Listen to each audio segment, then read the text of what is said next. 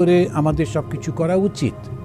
তো ধীরে ধীরে ওইটা বুঝতে হয়, স্বাধীনভাবে চিন্তা করা সেটাও কিন্তু ঈশ্বরের কৃপা।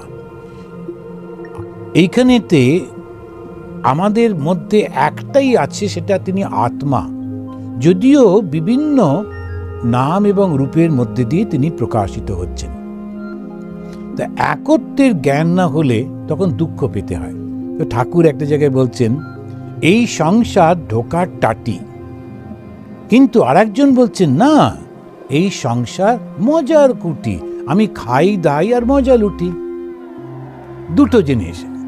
এই সংসারটাকে দেখে একজন খুব দুঃখ করছে, এটা সমস্ত খালি আমাকে কষ্ট দেয়, খালি দুঃখ দেয়। তো ধন্য আশা কুহকিনী তোমার মায়ায় ইত্যাদি সেই কবিতা আছে। কিন্তু এই সংসারটার দিকে যখন আমি তাকাই, মজার কুটি, কিরকম মজা হচ্ছে, নানান দিকে নানানভাবে নানান জন কত কি করে চলেছে।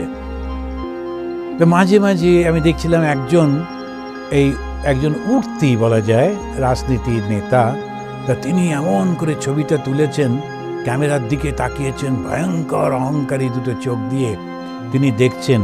আচ্ছা, ওর আগেও কত নেতা গেছে, ওর পরেও কত নেতা আসবে, কিন্তু এখন না ওটা মনে নেই, মনে থাকে না, ওইটাই গোলমাল হয়ে যায়।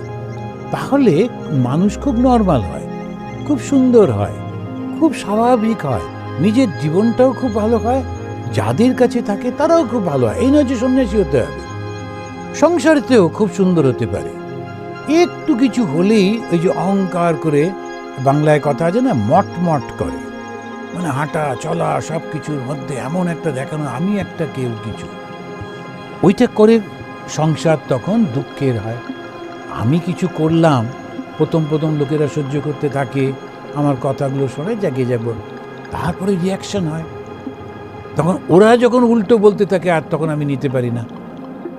সেই জন্য জীবনটাকে একটা আমরা এইটা নিশ্চয়ই ধারণা করব, যা কিছু দেখছি সব কিছু ঈশ্বরের।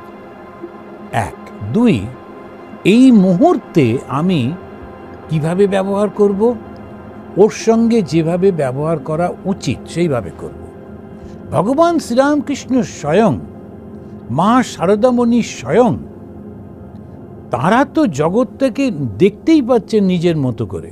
ভগবান শ্রীকৃষ্ণ স্বয়ং সমস্ত জগৎটা কিন্তু দেখেছিলেন, আমি তো সব কিছুর মধ্যে রয়েছি।